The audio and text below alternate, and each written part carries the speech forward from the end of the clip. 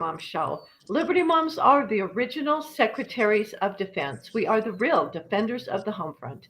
And we are there when it comes to defending our families and our communities. I'm your host today, Dalane England. We have an amazing Liberty Mom with us today, Representative Kristen Chevrier.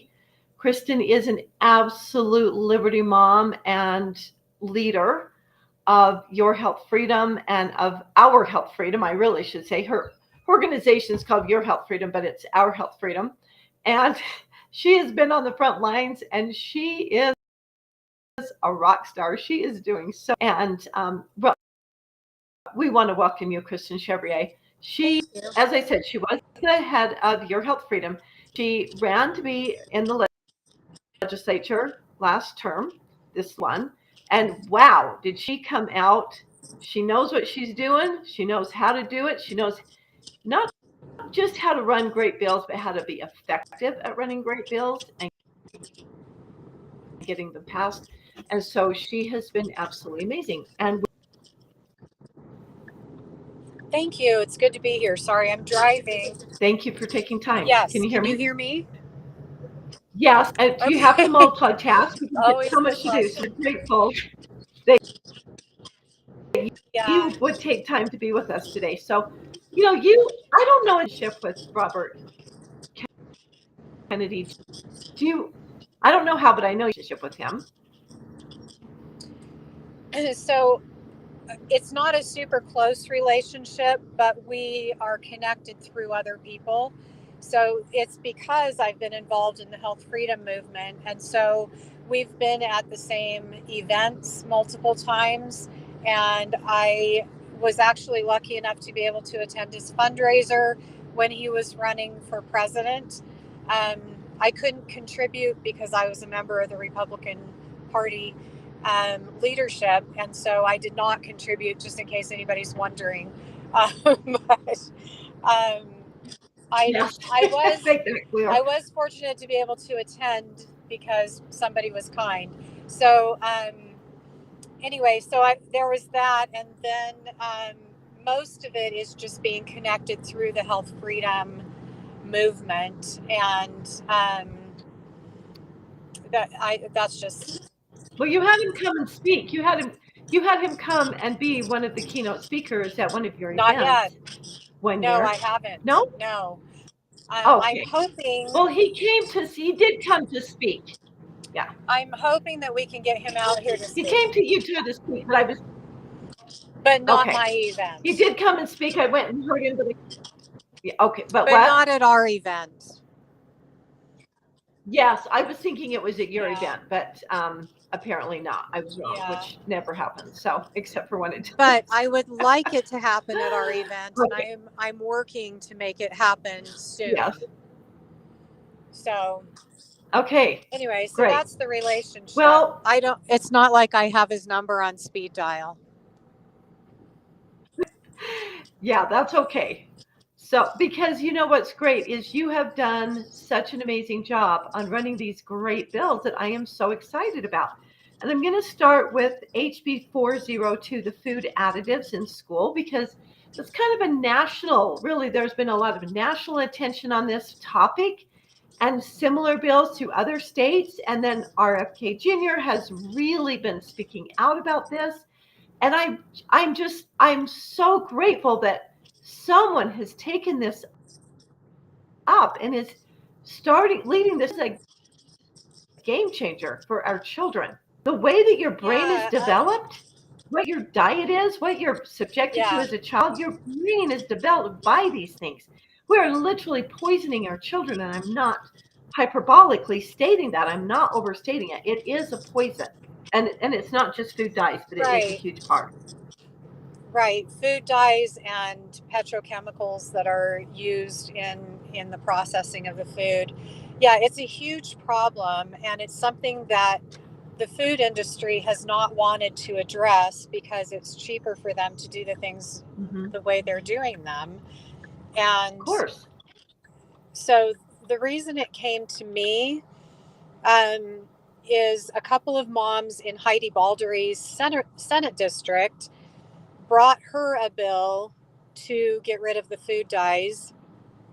And Heidi suggested, because she was already overwhelmed with bills and she knew that this was kind of my space anyway, she Right. suggested that they bring it to me.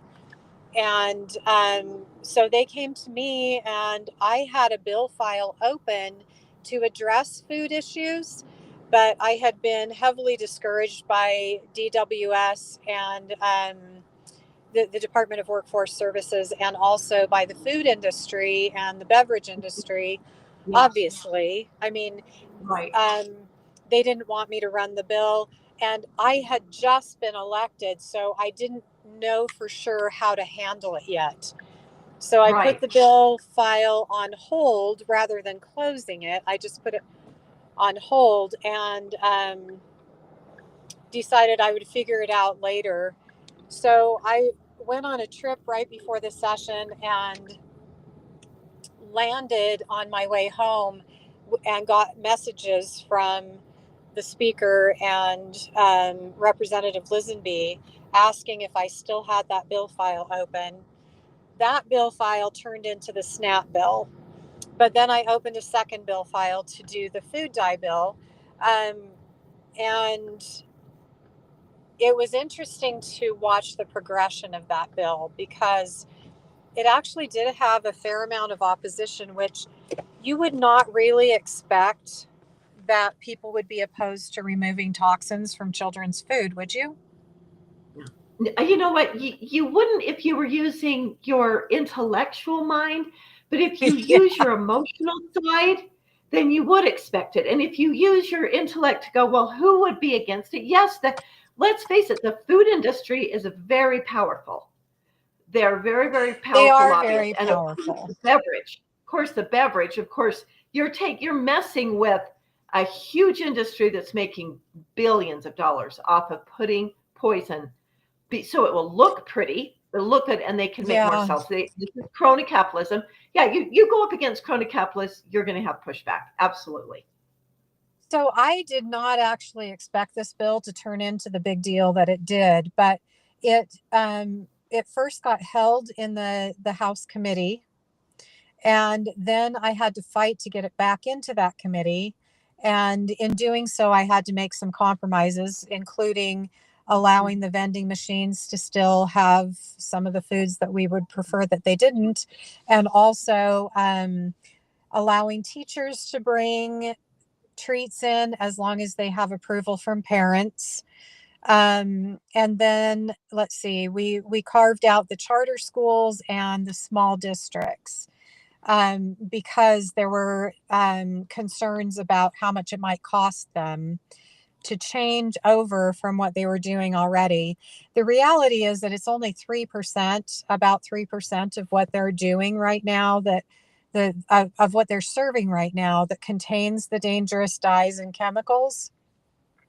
So it's not really a huge shift. And we have Granite School District that has already been doing this for 3 years, which is Right. huge because they were Huge. able to testify in the Yes. hearings and let us know that it's not a big expense and that it's workable. The kids are eating the food. We had some people complaining that whole apples were being thrown away. But as I've mentioned other places, there's an easy solution for that, and it's called a knife. And you cut the apples, and the kids will eat them. Just don't give them You know whole what, apples. Kristen? It's so true. It sounds crazy, but it's true. You cut it, they will eat the slices. They won't always want to take a whole bite out of an apple, but if you cut it up, it's surprising how fast the apple will Right. go. And it's the Totally same true. for me. I would rather have sliced apples than whole apples. Mm-hmm. It's just easier to get it in your mouth. It's faster. They want to go out to Yeah. recess. They don't want to be stuck in the cafeteria trying to eat a whole apple. But if you cut it up into slices, they'll eat Mm-hmm. some slices, and that's that. It's not a big deal. It's so true. Plus, I don't like to eat a whole apple in front of people because it feels like you got to open your mouth Yeah, big. It feels very, that's not very true. graceful. So Or an so apple there's an slice. easy solution for Yeah. that.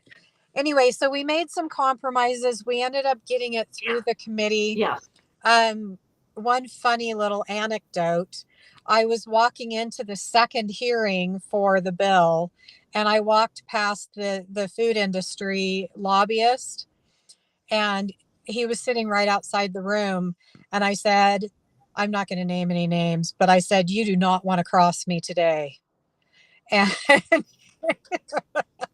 and he goes, oh. So when I came out, he said, did you notice who didn't say anything? And I said, who? And he said, I didn't. I wasn't even in there. And so it was funny. Anyway, That's so great. it He's did like, I pass did not in the cross you second. today. I took you at your word. That's great. So it did pass in the second committee hearing. Yes, but then it got to the House floor, and this was another interesting thing. We had to do a call of the House to get everyone in there to vote on it, which, for those who don't know, Really? sometimes people will not be on the floor. And Mhm. so if a vote is close, they'll do a call of the House to make sure that they get a majority of the people in there so that there's full representation. So we did a call of the House. Exactly. That everyone votes. Everyone knows this is a big deal to vote. Yeah. So we did a call of the House, and we were still at 37. In order for it to get through the House floor, you have to have 38 votes. So I turned around to one of my colleagues who hadn't voted yet, and I said, hey, what are you doing? And he said, okay. So he voted for it, and we got our 38. But wow, that was so close. Wow. And then, Kristen, it is unbelievable that it is that close to take poison out of food at school. I know, it's mind-boggling. This is so unbelievable. It's mind-boggling. But I want to tell you testimony of people that I've talked to since. It just blows my little tiny brain to bits. Yeah. Unbelievable. So then it went to the Senate committee, and it passed unanimously in the Senate committee. But on the Senate floor, again, it was very close. So, but it was bipartisan. Some of the Democrats supported it. In fact, it's possible that the majority of them did. I have to go back and look. But yeah, to me, it's just crazy that it's so close. And then the governor almost vetoed it. I really kind I of don't get that at all. I kind of thought he might be very happy when he didn't. So do you know any background story to that? Did he call you? Not really. No, he didn't. But I did have some other representatives call me and say, hey, what's happening with that bill? Has it been signed yet? And we were up against the last day. And so this is my first session. So I didn't know what to expect, really. And they said, you better call and make sure that he's going to sign it. So I called. I decided to be proactive, and I texted first, and then I didn't get a response, so I called. And they invited me in for a special signing the next day, as not just a ceremonial signing, but the actual signing. So he signed both the SNAP and the DI bills in the actual signing. He let me be there for it. So that was awesome. That is awesome. That is really awesome. Yeah. So what ended up coming out of that is we also had the fluoride bill that Stephanie Grease just ran that passed. Yeah. Well, so before we move on to that, I just really quickly, people don't know what the SNAP bill is, so let's explain the SNAP bill because it did pass. And it's an amazing bill as well. So yeah, do you want to just explain what that does? Because before I do the SNAP bill, let me make something really clear. There was a press conference last week. Was it Friday? Wait, it was Tuesday. Everything is a blur right now. But I just flew to DC to a press conference where they made the food dye issue a federal issue now. And so for the 2026 school year, we're going to be getting rid of all the food dyes. And this was a result of some of the states picking this up first and giving the federal government cover so that we could make this Yes. a national issue. So I want to make Yeah. clear that salt is not part of this. I had somebody message me this morning and say that some of the cafeteria people are talking about the fact that they're going to have to take salt out of the food in 2026. That's nonsense. It's garbage.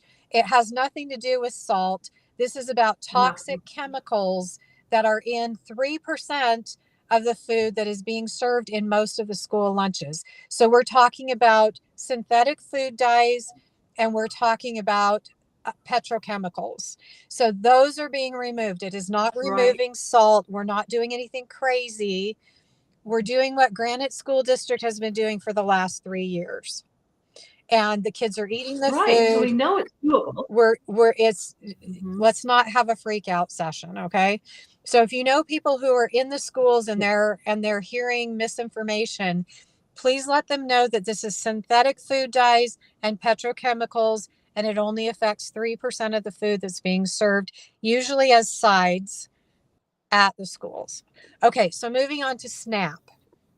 So the number one purchase on SNAP dollars, which is EBT or otherwise known as food stamps. The number one purchase is soda.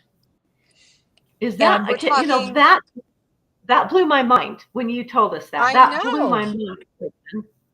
That's just shocking.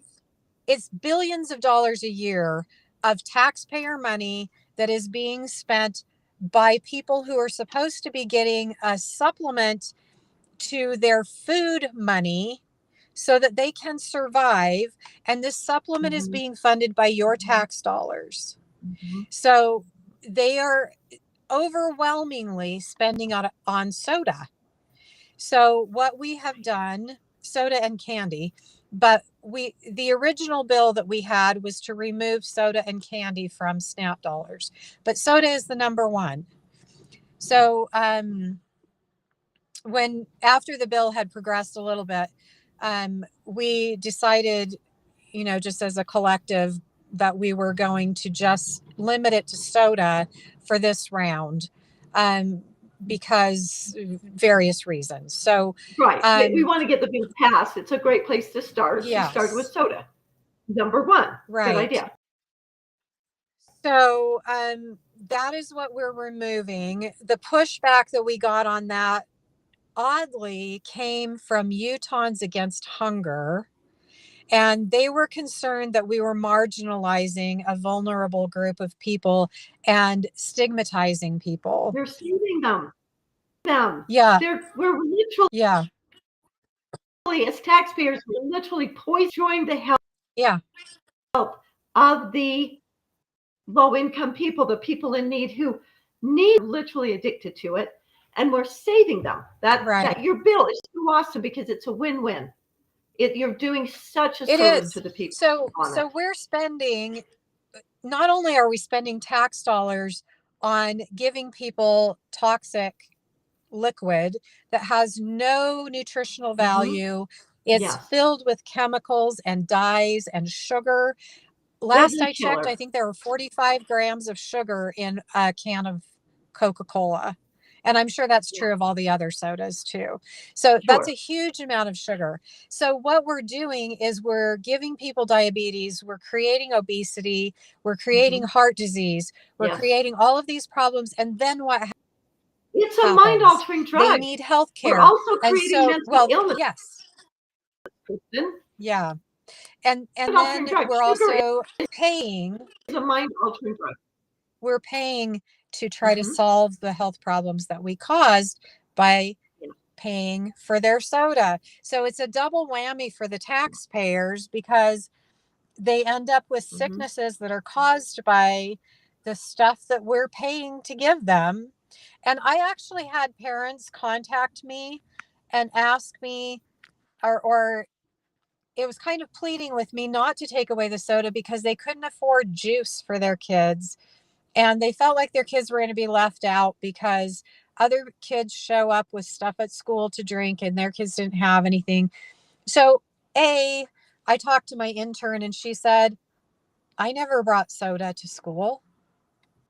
I never had soda for school lunch. I know I never did, but I'm a lot older than my intern was. But the reality is that none of these kids should be having soda for lunch. I can't regulate what parents who are not using tax dollars do, but we can help the kids who are using our tax dollars for funding. And we can, and WIC actually has restrictions like this. The fact that SNAP doesn't is a huge concern. It is. So anyway, so that's we're what the not SNAP serving bill the does. people with the need. Right. Yeah. It's supposed to be keeping people healthy and alive. So if you need something to drink and you're on SNAP and you can't afford juice, which is actually not that great for you anyway. No, if you're that's drinking so full pulp orange juice and you're sick, maybe that's a good thing. But generally speaking, you should be drinking water a lot more than you're drinking anything else. And absolutely. Water is fairly affordable. So I think that it would be better for people to be directing those dollars towards foods that are good for them. We also know that the Department of Workforce Services does a double your bucks or something they call it, where if you go to a farmer's market and you use your EBT money to buy things at a farmer's market, you can double the value of those dollars. I love So that. that's a huge program. Yeah, it's fabulous. And actually this is available year round. I specifically asked them, is this only available during the summer when you have fresh fruit and vegetables from local farmers? And they said, no, this goes year round. So if they're buying the fresh fruits and vegetables, they double their bucks. So I love that. Again, that's a win-win. Yeah, that's a great deal. You're supporting local farmers. You're helping them. We're supporting locally grown food. You're supporting the benefactor because they're getting this wonderful, healthy food in their diet. We're giving, so we're helping the taxpayers. I mean, that is such a great program. I absolutely love it. I think it's wonderful. Yeah. So there are good things out there, and I think we're just making incremental changes that will help us to have a healthier population. I think that the SNAP thing is huge. A lot of states are doing. We're kind of losing our connection. We kind of lost connection with Kristen. Hopefully, it will come back. That is what. Are you okay? Yeah, just repeat that last thing because we lost you. Okay, so we're health of the entire nation. The SNAP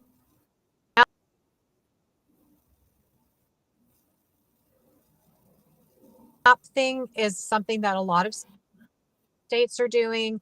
The dye bill has been run in multiple states now, and I think we're incrementally in the right direction as far as helping vulnerable people. So our school children. Then the press conference that we had on Tuesday, and one of the things manufacturers, the industries have been asked to have I just suddenly lost the, but to keep everything the same across the state so that they're not trying to consistent. Yeah. So they don't want to have to tailor their production to Utah and Montana. Right. Yeah, that just gets very expensive and very difficult. We're the same rules, and that's why other countries have passed this. Their entire country says we're not letting this poison into our country to poison our citizens.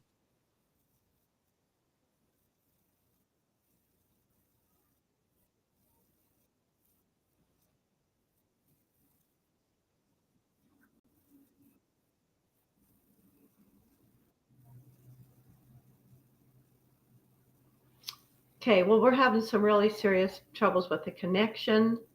I don't know if Kristen can tell, but this is really such an important issue. Is what she's talking about is, the industry, they have to produce something. They want to sell it Right. across state lines. Article 1, Section 8. Countries have been Go ahead, doing Kristen. it for years. And we're just Yes, starting. they've been I don't doing know it for why the decades. connection is coming and going. Am I okay right? Yes, yes, we can hear you. No, we can't. Can you hear me? Yes, I can hear you.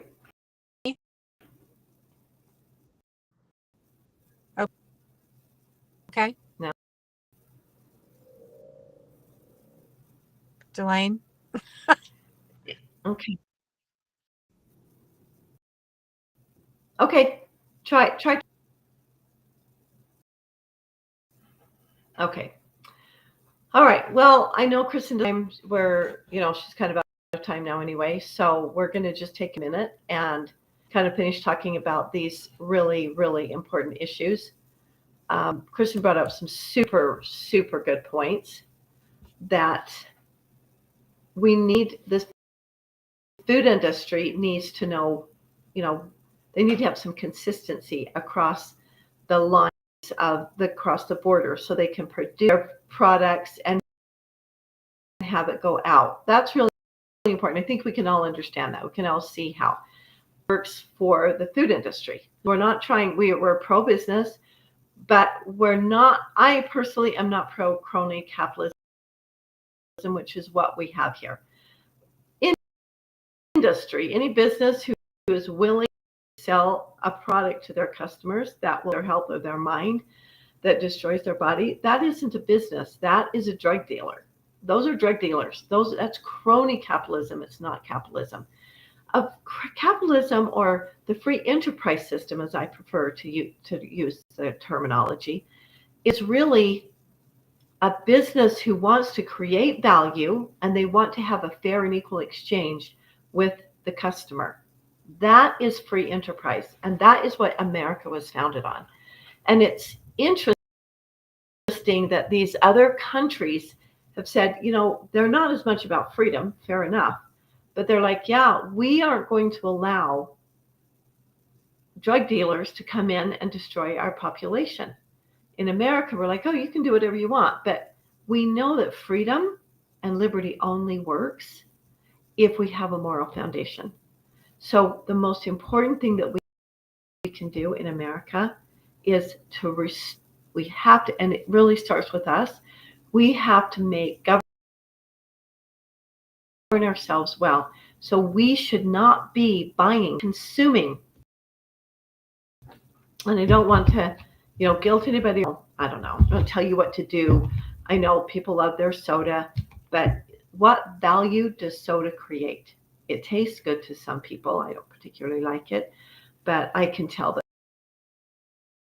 for a lot of people it really tastes good. It is destroying your health. There is no way for you in any way. It's bad for you. And God has given us such a plethora of wonderful, tasty, delicious foods and products that we can put in. And again, we need to learn to govern ourselves. We ought not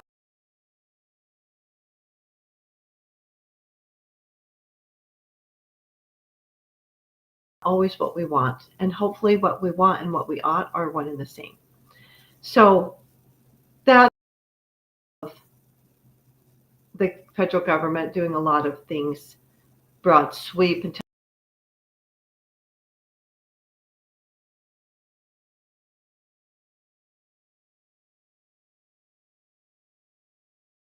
actually, under Article 1, Section 8, they have, under the Commerce Clause, if you sell a product across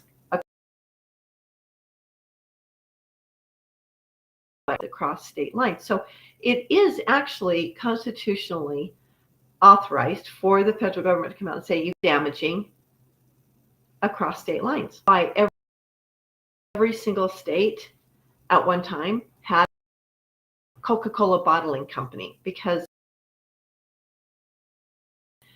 plant in every state at the time when this, and I'm sorry, Secretary of Health at the top, Coca-Cola and sodas were unfit for humans. So he forbid them, said in the United States. Now that only applies if they cross state lines, because the Surgeon General does not have or power and authority over what you produce and sell and consume inside of a state. So they produced a manufacturing plant in every single state so they could sell it in the state as long as it didn't cross state lines. They also did that with Wonder Bread. The surgeon consumption, it doesn't have any nutritional value to it. It does not create value for the human body. You shouldn't be selling it. No one should be consuming it. So Wonder Bakery also had to start a plant business in. And instead of making these companies so rich that they can afford a manufacturing plant in a state, we really should just decline the product, because we have the power to do that. We have the power to just say, I'm going to govern myself. I'm not going to participate in this because it doesn't serve me. And let's stop making. We really have the power to do it. Okay, so anyway, the HB 402, the food additives bill, and I love HB 403, the SNAP bill that says taxpayer dollars do not go to people need food to survive. They need food to live. And really, I don't even drink fruit juices very much at all. It's sugar, and it's natural, it's healthy, but it's in a juice form, which isn't really the best. We really should eat the fruit instead of just doing the juice. And then so it's a great bill, and I do think it's a win-win. Another bill that is HB 81, it's the fluoride bill. It takes fluoride out of every county. So we only had 2 counties, but we have added water in the counties that they were in, one of them being Davis County. And the people that have to put the fluoride in the water have been begging for decades. They begged for us to not do it, and they've been begging for us to not continue to do it because they have to wear hazmat suits. Fluoride is a poison, and you have to wear a hazmat suit to be adding it. And if you want to go buy it at the pharmacist, which I have no problem with, you have to have a prescription. So we're putting a prescription medication into our water carte blanche for everyone to consume. And then we're putting it in the water. And mostly, I think most importantly, is that we put it that it is in the water that we water our lawns and our sewers, the irrigation pipes, which is really expensive and costly and damaging. And so we really shouldn't be have teeth. They don't need healthy. So really, when you think about how little water we consume that comes out of our faucet, personally, I don't drink water. So I'm taking it out of my water and I'm bathing, showering in it, and a positive thing, not helping anything. So that's a blessing. And Utah is the very out of our water, drinking and irrigation water. I am not at all opposed to people going and buying fluoride and topically putting it on your teeth. The evidence shows that it does make your enamel stronger. It does deteriorate your teeth. Absolutely. It deteriorates your teeth. It does make the enamel stronger. So there are other alternatives that I would recommend that will make your fluoride. It does, even topical fluoride does not make your teeth, it just makes the enamel stronger. And it weakens the actual bone of your body and the bone of your great wins. And obviously we had some good wins in that area this year in our legislature. Well, Representative Kristen Chevrier knocked it out of the park. Very first session, her voting was excellent, but her sponsorship of her bills, she did a really great job, and we got some great bills through. And it is Politics is a team sport. She couldn't do it all by herself. She had to have other people for her bills, and they did. They did, wisely voted for these. I'm just thrilled. So that's that. I think those are really some important things that people can talk about. I do want to say it's fascinating, really fascinating to hear some people talk about why additives in food. That just surprised me. Like, well, we should just be able to decide. We should be able to decide if we want to eat their food, because I like my Fruit Loops with the poison because it makes them look prettier. Because without it, the loops are kind of ugly. They're kind of dry. So that's really interesting to me. People do eat with their eyes before they eat with their mouths. We do eat with our eyes. We want our food to look good. We want it to look appetizing. And maybe we should consider, if Fruit Loops don't look good without the food coloring, what is the point of Fruit Loops anyway? I know people like them, but they do, but they really, even without the food dyes. So just showing my bias towards junk food, and I am very fan of junk food. We are when we have such accessibility to nutritious food, and we really should take advantage of that. Great. We're so blessed. We're so blessed. I love that. I don't really like processed food. One of the parts, I'm so sorry, how embarrassing, that Representative Kristen Chevrier had in her heavily processed foods, and that unfortunately was taken out. But again, line upon line, precept on precept, one time. So thrilled to get the food dye bill passed, and it will just, it's a really great beginning, and it will just start us on the right path. But I would like to see us take out the heavily processed food. It is hard because we live in a world where and some people really like it, and it is really handy, especially with schools.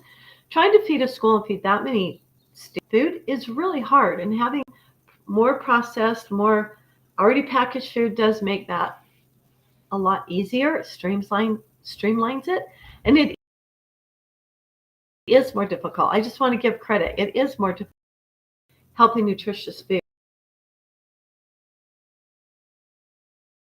cafeteria style, and for so many people it is, but it is worth it because, well, I have been suffering some sleep deprivation for quite a while, quite a decent 6.5 hours sleep last night, so I apologize, but that was a rarity. So we are going to be having, I believe, Pamela Smith join us shortly. Do that. We're going to be talking about kind of what's going on currently. But I would like to talk about something that I think is very, very important, and that I would really like to see us address. And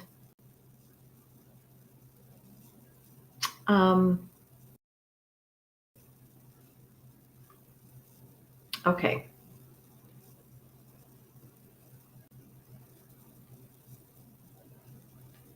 Sorry.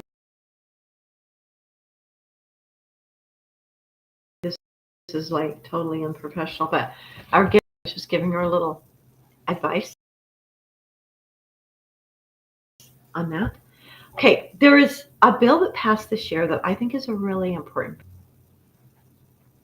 In the union bill, it doesn't get rid of unions. It simply says that unions like the UEA, the Utah Education Association, it doesn't say they can't exist, but it basically says that they can't force members to join and to pay the dues. And um, I guess I'm not really prepared to talk about it. It's such a good bill. I love it because basically the unions collect money against the will of many teachers, even think they're in favor of it, but they're actually don't really know enough about it because it's been presented incorrectly.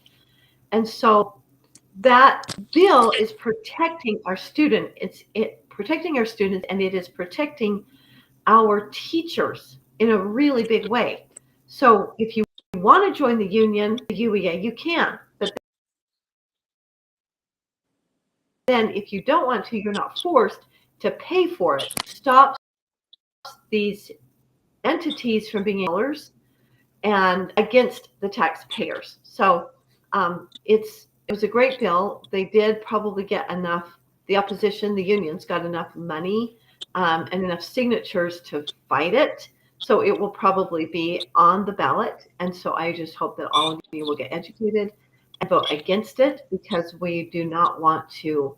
Um, we need to strengthen our system and strengthen our schools and our children and not allow these unions to take over the system and indoctrinate our children.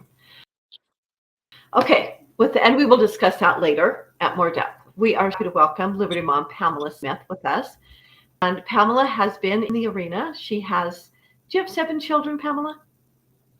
I have 5 children, 23 grandchildren. 5 children? Oh. Yes. And I'm sorry, how many? 23.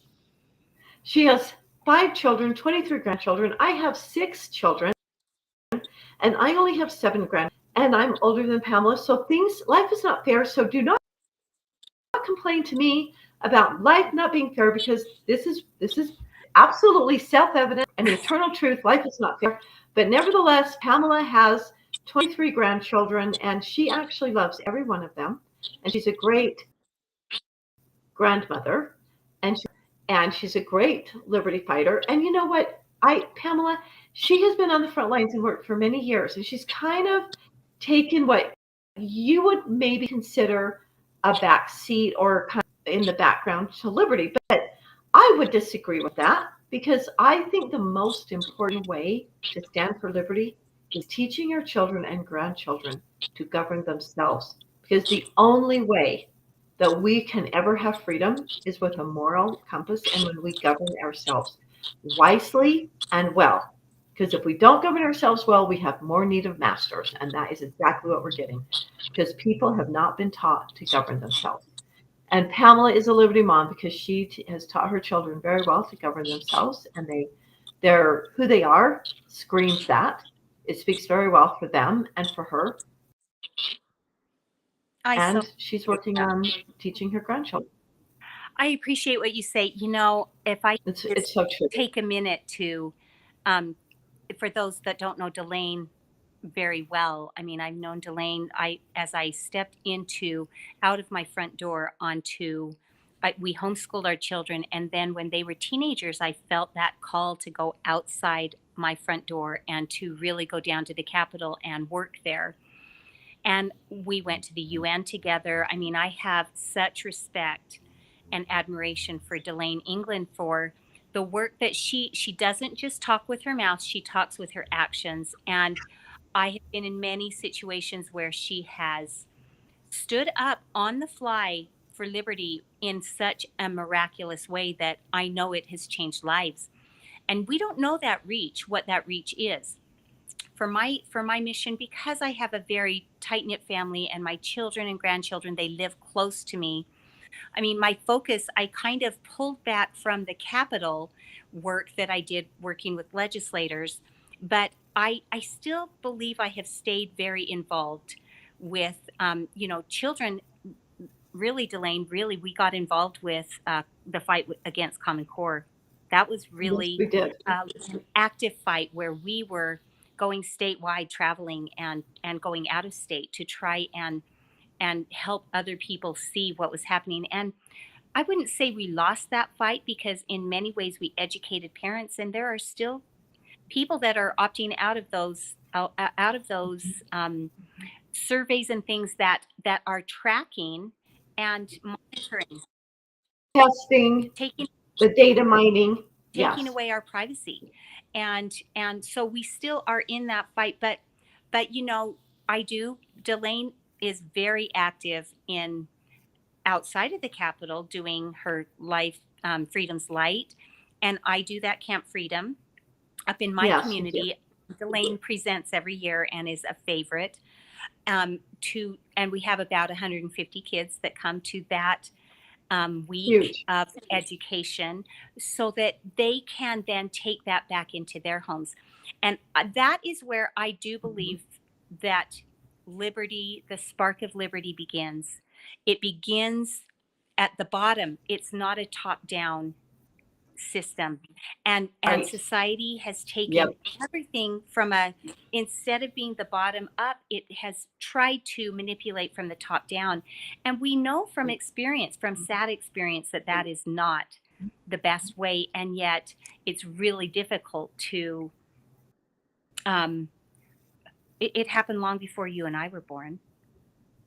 Long And before. so It's a pattern of history. It's a pattern. Yes. All through history, those who seek power seek to control those beneath them.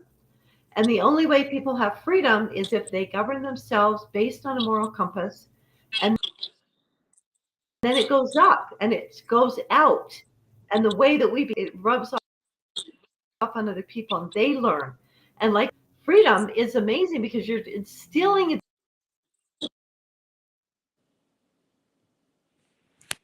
this in these young children. And it doesn't just impact themselves. And that is really the only way we can ever be free. Well, and I want to just put in another plug, because I think there was a little level of, I felt like it was a divine inspiration for me at least. I felt very inspired, an outside inspiration to have me go into the Capitol and do those things. But at the same time, it felt like it was time to step away from me and my personal life, but still stay as active as I could. I mean, we've been voices still, and what you do in helping to educate those of us who aren't there every day, that's a big deal. Because what I feel like,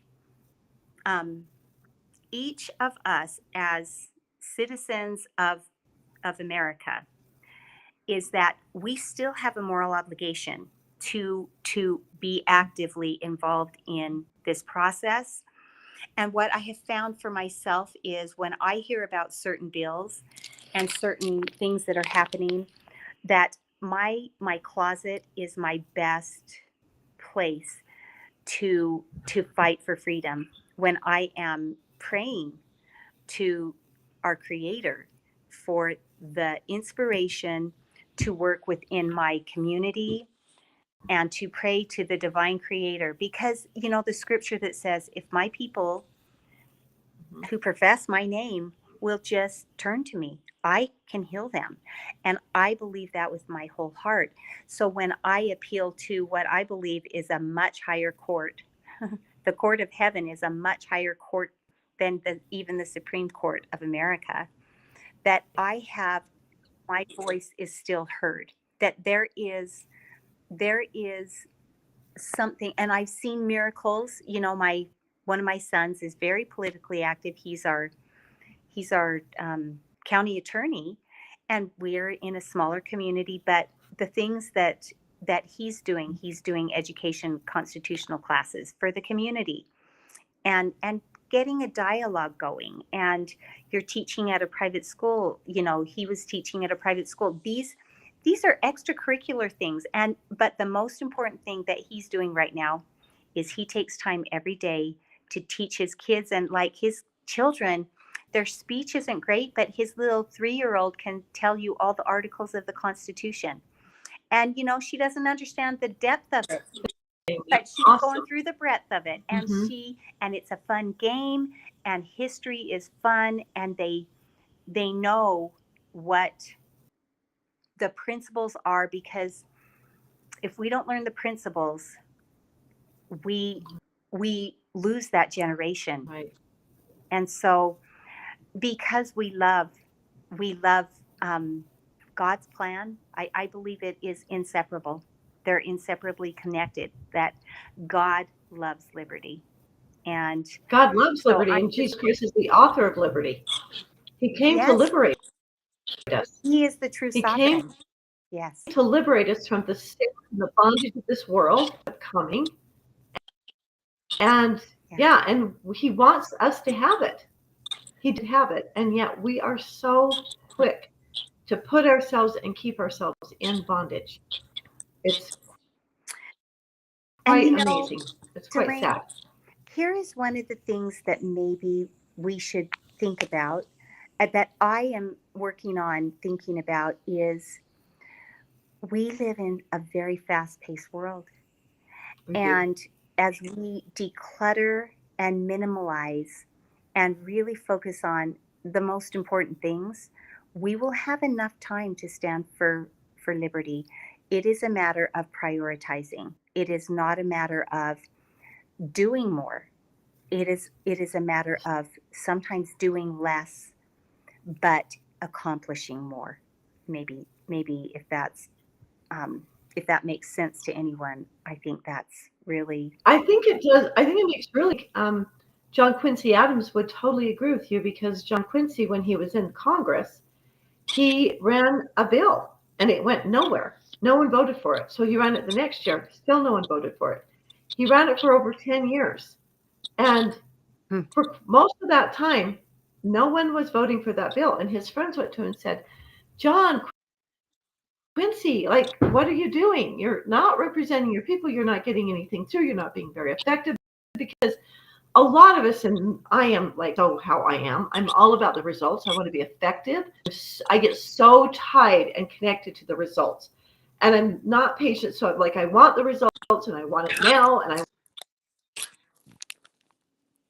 want to see that what I did made a difference, and then see that it made a difference. And John Quincy, his friends are like, you're not making a difference. You're not really doing anything. And um, he said, oh, the bill that he ran was to end slavery. And so, as you know, he did not end slavery in his time period. He did not. His mission, he said, this is my mission. This is what I'm supposed to do. This is what the Lord wants me to do, and I'm going to keep doing it. And when he didn't get anywhere, people were saying, it's time to move on. You're not being effective. You're not getting anywhere. And he said these very, very powerful and inspiring words. Duty is mine. Results are God's. My job is to do my duty. My job is to be here and to stand. My job is to stand and speak up. The results are going to be God's. And we know God is the powerful one. We know everyone has their agency. And so he did his part, but he said, you know what? It's not my job to win. My job is to stand. I am to do my duty, and the results will follow. Time frame, and it is not my time frame. I can tell you that. He's always telling me, yeah, not now, not now. Hold on.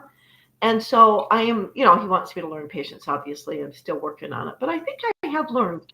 I'm more patient than I used to be. So I'm at least making progress. But I'm such not the most patient person. So I've learned a lot from that. And I just think of another I just want to share with you that's not totally relevant to the point. But he did have a new member of kind with, and this young man felt very drawn to John Quincy, and his name was Abraham Lincoln. And so the Lord worked through John Quincy, through Abraham Lincoln, to accomplish John Quincy's mission. Was not accomplished completely through himself. And I just think that it's really important for us, just like as mothers, as grandmothers, as people and women in our community, we don't accomplish everything in our time that we want to, but it's in God's time, and it makes a difference and an impact, and we do have to be patient. We didn't lose our liberties in a very short period of time. We've been losing them over a long period. Since, I would say, 1907, we've been losing our liberties. maybe even before that, but huge Yes. shift at that Yeah. time. Around the Federal Reserve, is that what you're talking about? Yeah, the Federal shifting. Reserve, Amendment 16 and Amendment Yes, 17, Amendment 16. where Yes. it's the way the Constitution functions, Yes. and we lost a lot of Yes. rights right there. But yes, and obviously the Federal Reserve. So it's just like right at that turn of the century, people were wanting to think they were becoming very, informed and, just really enlightened. They felt very enlightened, and they were enlightened with darkness. So Well, you've been working I very think hard one of the big on that. lies that we sometimes, I think some of the big lies that we fall for are that more equals progress. And then we get stuck with a whole bunch of mess without, and minutia.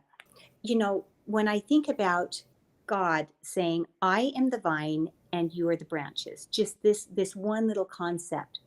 And then you go out into nature and you look at a grapevine. And if you don't trim that grapevine down to the quick, you will have the most beautiful vine with no fruit. But the vines will go forever. But the whole purpose of what we are here to do in my belief system is to produce fruit. Now, we might not all produce the same fruit because we're on different parts of the vine, but the goal is to be closest to the vine, to our creator source, who is the author of liberty. So when we become,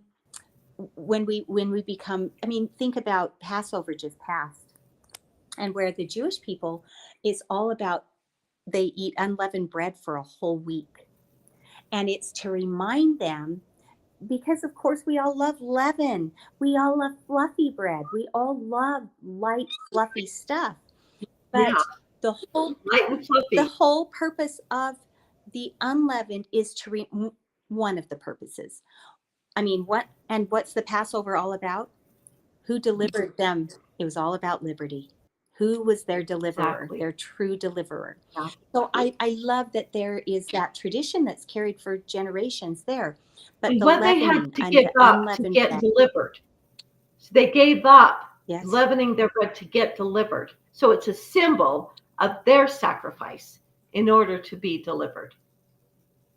And then the leaven itself represents the puffiness, the pride and ego that puffs up, and it looks bigger than it actually is, because if it's squashed down, it's just the same. It's just the same. It's the same amount. It's just bigger when it's puffed up. And it's reminder that we should not puff ourselves up, that we remember who our sovereign is. And that to me is very beautiful. And, I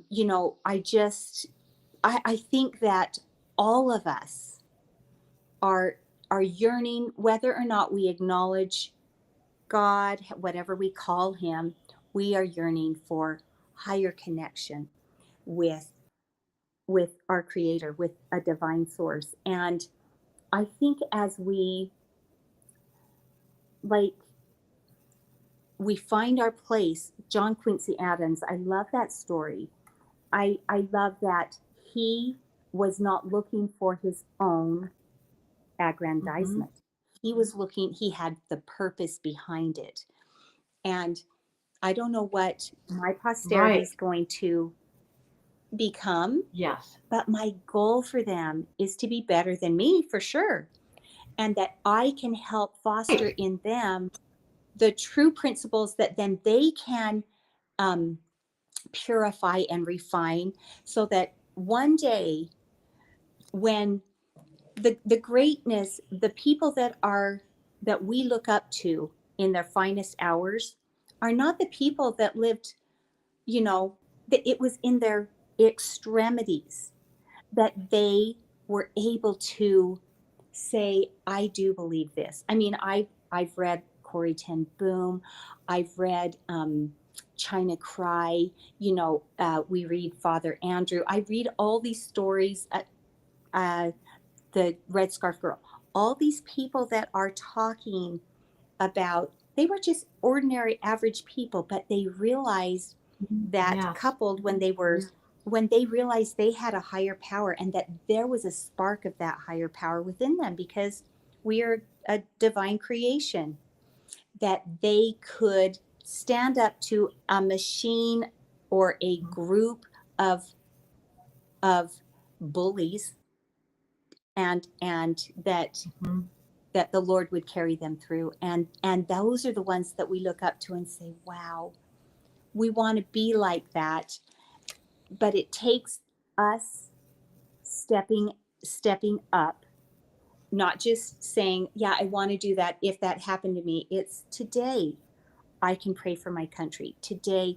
And we have to be aware enough to know that some of the things that we're hearing aren't necessarily the whole story. And so that's why I love knowing people like you who help me understand that, some of the things that we were fighting for, let's say for parental rights back in the in the 2000s, 2008, you know, Yep. that people like you had, and Gail Ruzicka. I mean, I remember going to hear her when I was a new mom, and here she back in that time when I was a young mom and I didn't have time, she had helped establish parental right protections, and so I could rely upon them to say we have laws in place that can protect, and it takes the next generation to step up. And the Lord, I think, calls who he qualifies those that feel that Mhm. call. He qualifies them. Yes. We don't have to There's have them. some people get that that's their mission, and then if it is your independent mission, we're not all supposed to do the same thing. So it's really about fulfilling our divine mission. Do what that is, and another great example of that, I think, is when they were doing the Constitution, because we needed, we had fought a war, lost so many lives, so much sacrifice, so much heartache, so many people had suffered. We fought that war, not just George Washington and his men, but each community, each little congregation and community fought the battle in their area. And some were victorious and some were not, but they all fought. They all gave up and sacrificed so much. It's incomprehensible, really, which is such a lesson for right now. It's like, what are you willing to do? What are you willing to sacrifice in order? And yet, as they did that, the men that were at the Continental Convention, they went and most of them signed a really amazing document. I think an incredible document, the Constitution of the United States. 39 men, but not everyone there, not everyone that liked it signed it, because it did not. 3 men said we would, but we can't sign this because it does not have a Bill of Rights. I believe, and I'm just making this up, so you can take it for what it's worth. Based on the words of those who signed it, they said we have fought this war, we have sacrificed much, we have done all this work. If we have to have united, haven't ended slavery. We can't do it with Georgia, South Carolina, and North Carolina. We will not be united ever. We will never be one nation. If we don't, if we don't exclude them, we'll be in civil war, and we can't get them to agree to end slavery. Dependent on it, there's a mentality and economy, and real easy, because we know slavery is immoral. It was wrong. It wasn't. And it wasn't like they didn't know it.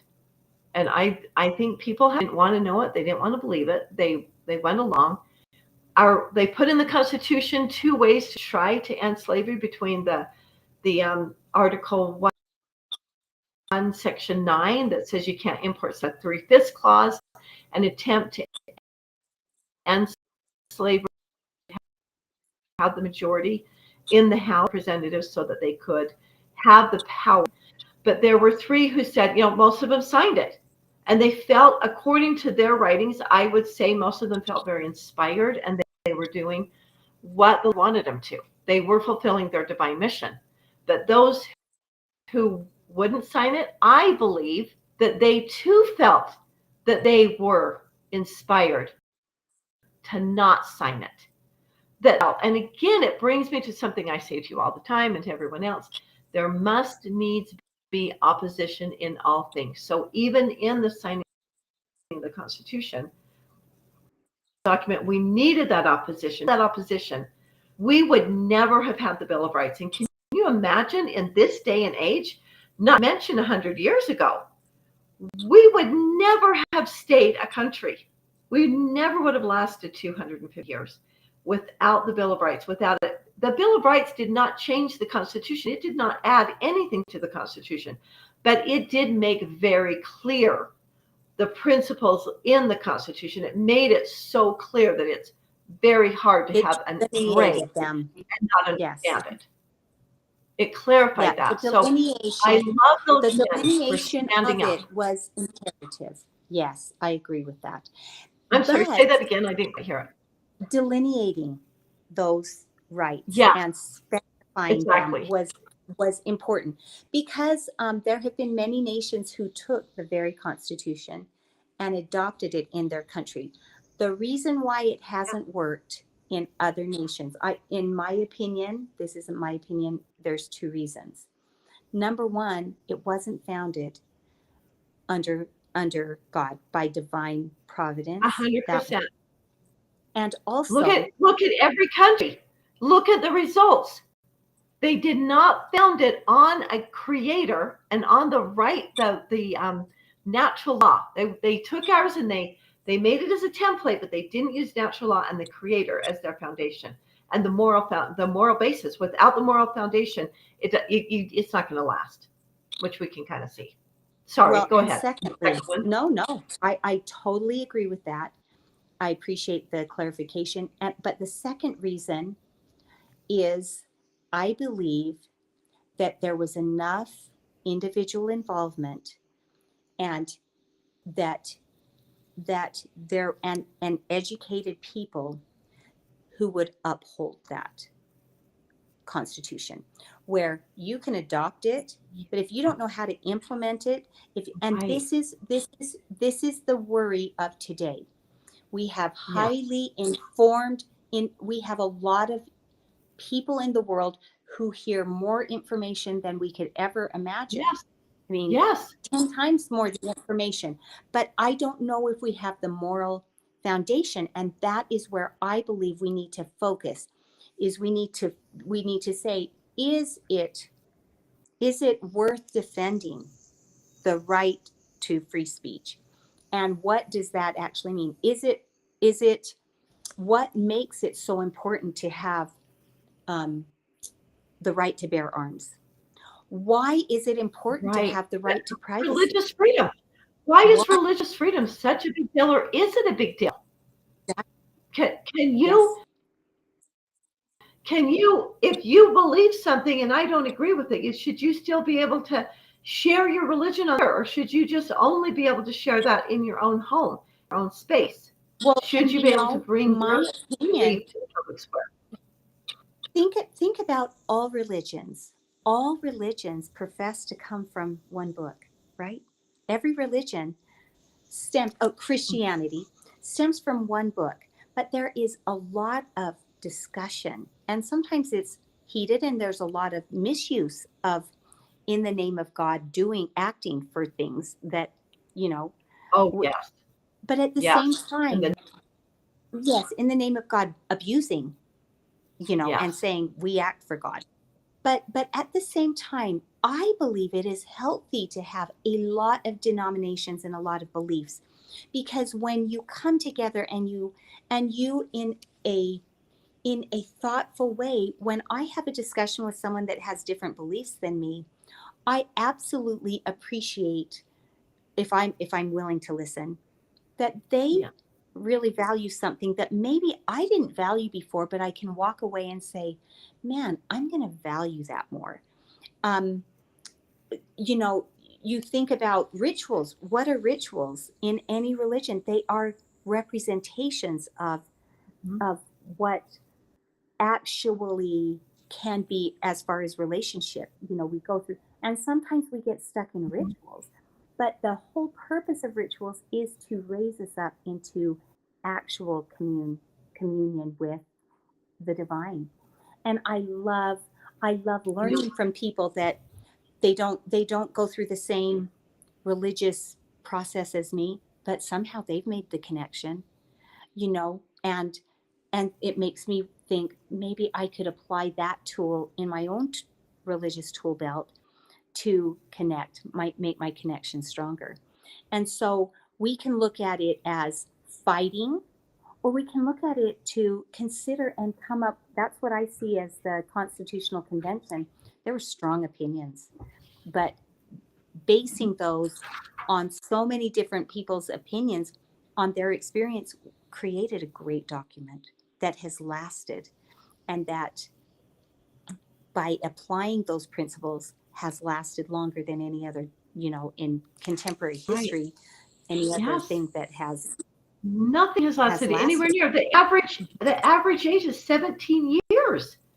Most other countries, their documents, they last 17 years, and then they have to start over again. What Well, you said, they're not based on a moral foundation of God, and the people are not educated. But let's be honest, our people, even those who love America, they will say, I love the Constitution. But if you ask them 5 questions about it, they don't know anything about it, but they love it. They know enough, they love it. But as you said, you can't hold on to it. You can't force it. You can't use it properly and enact it properly if you don't know and understand it. And we see that through our judicial system. When 15 years ago, when an Ivy League university did a survey on the sitting Congress at the time and asked them one question on the survey, have you ever read the Constitution? And do you know what percent said? Openly admitted they had never read the Constitution, but they took an oath to uphold it. No. 80%. 80%. Well, That was okay, 15 years ago. I have something to tell you about. So my son, you know, went to law school, and he Yes. went and got his political science degree. He didn't just go to law school. He Graduated. Yes. passed the bar exam, and he's a Yes. lawyer. Yes. Exactly. But he asked every professor and any person he ever asked in his entire experience of his colleagues, his professors, even his constitutional law professor, if they had ever read the Constitution. And guess what percentage had read it? 0. 10%? 0. Seriously? Not one had read it all the way through. Not The one. law professors teaching the Constitution had never read it? Well, it was constitutional law, but they punt to precedents of you know, court cases. They just look at court cases. Yeah. And interpretation of other people's. And I really believe the source, if we can get to the source, I really believe that God's law, that all law should be simple. It shouldn't, I think it was David Barton that said, the legislation that has happened, all of us are guilty of committing crimes that we could be found guilty of. Absolutely. They say 3 crimes a day. 3 crimes a day. We don't even know. We don't even know. And they're so held in rooms of volumes of books that would take up huge rooms. And this is what we have done. And yet still there is this spark of hope, the hope for America, that there will be a rising up of not higher educated people, but I believe people who are connected to God, and they will be inspired to read the most important things and go back to the basics. But we are not going to, in the one difference I see in my Camp Freedom that I look at is there's a lot of things like, let's go back, let's go back. I don't feel that we will ever go back, but I believe that we need to return and embrace in today's world the true principles. But to go and argue, let's go back to that, we can't, because too much time and change has happened. But I honor and revere the people who were willing to devote their lives to the cause of liberty. And I believe that there are still people today who have that same heart for liberty, who would be willing. I mean, I feel like, I still feel like when COVID was happening, one of my kids came to me and said, I don't like this. I feel like I'm being strangled, and the thing that comes to my mind is give me liberty or give me death. And so I saw my kids rising up and saying, we feel something. We feel this arm of oppression coming. And I loved seeing that. Not that we wanted to go get our guns and fight people, but they Right. started stepping out into the public square and speaking to people in the community on forums that they had a voice. And my kids have always said, oh, mom loves freedom, grandma loves freedom, but they were never those people until there came a crisis. And that's when we rise up and say, no, that's my line. And I think our complacency is our biggest our biggest threat to freedom. Complacency. It's like that. Oh, I so agree. Yeah.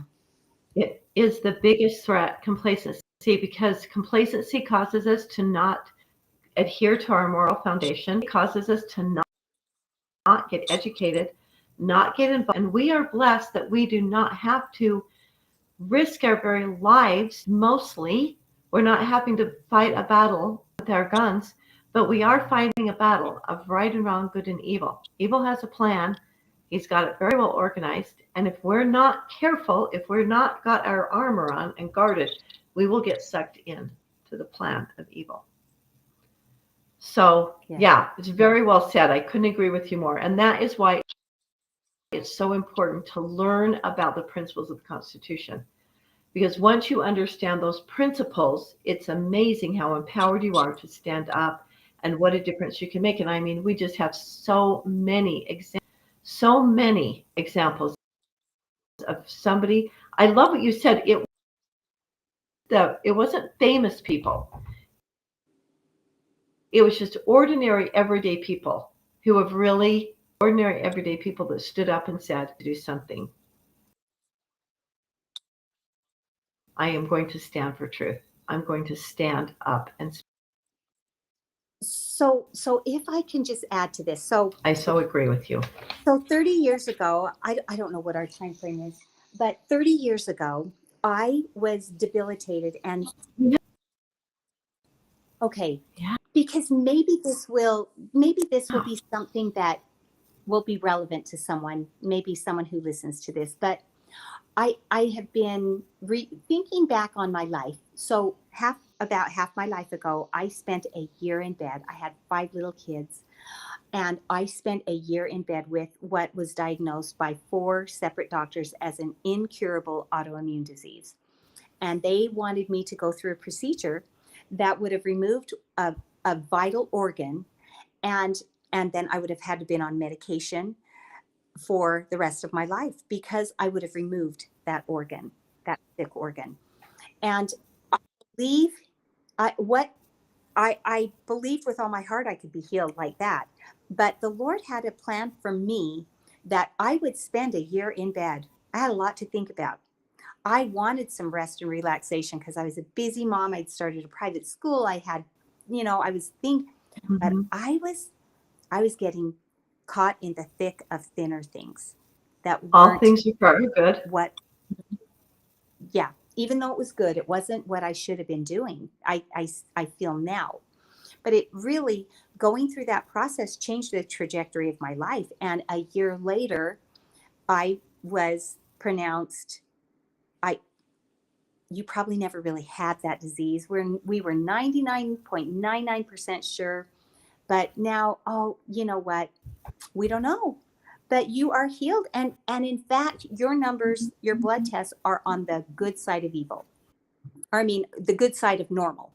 And so what I have come to realize was I changed a lot in my life. I changed my diet. But I changed my thinking. I quit Mhm. relying on somebody else to tell me my health. I started to believe in the truth that the power that made the body heals the body. And that one change of belief system Mhm. has led me into the world of quantum physics, epigenetics, and all the things that are involved. Because you know a lot of healthy people, they eat the most healthy things, but they are the sickest people. They're the sickest healthy people you ever met. And so the power of epigenetics, the power of the biology of belief, is a very real and now a measurable science, and it is being recognized. So I want to just say to maybe your listeners that sometimes we don't believe that we can really make a difference. But the Right. energy, so you can go down into the cell. We used to think the cell, the atom, was the smallest thing in immeasurable. And then they went down and they found the proton and whatever. And it gets smaller and smaller. So when you go down to the smallest measurable particle of the cell, you find that most of that is empty space called energy, called power. So within each one of us is so much power that we don't even realize our power. And when we start tapping into, not in a prideful way, in a humble way, to Right. realize that our Mhm. Creator has given us so much untapped into power, that if Yeah. we will humble ourselves, be teachable, we can tap into that, and we individually and then collectively can make a big difference. I'm telling you, Mhm. that would change the world. The Oh, I couldn't powers that agree be want us to more. believe that we are weak, that we are just one, and one person cannot make a difference. My daughter in Yes. college read a book called The Chocolate War, I think. And the gist of the story of these college kids was this kid came in and he really had some good intentions. And in the end, he got carted away in the ambulance and the bullies won. And it was, really one person really can't affect that much change. And that is the lie. The biggest lie of today, in my opinion, is that Mhm. we are forgetting that we are a creation of God, and that with God all things are possible. We Totally can do true. all things. And that, yeah. And so I think we can't do everything. But if we really invest ourselves in what we were sent here to do, it is enough. And if we will not get distracted by getting caught up in the thick of thin things, that I'm looking at you and I say, wow, Dalane really does make a difference. And but I think very few people realize their potential, or realize that they have that potential. And so if I could put out a cheer for every person who may hear this, that they can make a difference, and that literal measurable power within you on a cellular scientific level is greater than even the atomic bomb. It is. Think Yes. of the atom, splitting It the is, atom. Pamela, because everyone does make a difference, good or evil. Everyone is making. Again, the people who won the Revolutionary War, the people who were not famous, they were not rich, they were ordinary people who took a stand. You learn about these ordinary people, and you're like, these are just they were courageous, they took a stand when they needed to, they fulfilled the mission that God played upon. And they did it when they rose to the occasion when they needed it and went on with lives, which was really an ordinary life, to raise family, to be a good neighbor, to be a good parent, to teach, to have a moral foundation, moral compass. That's what they did, and they have changed the world. That's what made America. It was the ordinary, everyday people who worked hard, educated, who learned, who created value, who loved the Lord, and that is how America was created and why we'll have America today. And they were the minority. The And collective power of the yeah, minority is who made it. And what we are seeing in today is we're doing a democratic majority poll of ignorance that is now yes, we are giving credence to the power of the ignorant majority. And I think we can try and educate everyone, but we don't have to educate everyone. It's going to take education and collective unity in trusting God of a minority of people. And who knows? I yeah. mean, in the scriptures, Daniel was commanded to get rid of 3,000 and was left with 300. Wow, 1/10 or 6,000. Yeah. However, it's not fresh in my mind. But It's you know, always been a small group of people that did everything amazing and everything evil in the world has always been done by a small group. Pamela, it's been a delight. Our time is up. I am so thankful for you to come on. You shared some really great words of wisdom, and we really appreciate it. And we want to remind everyone, you are the guardian of your liberty. Thank you so much, and have a beautiful day. Thank you.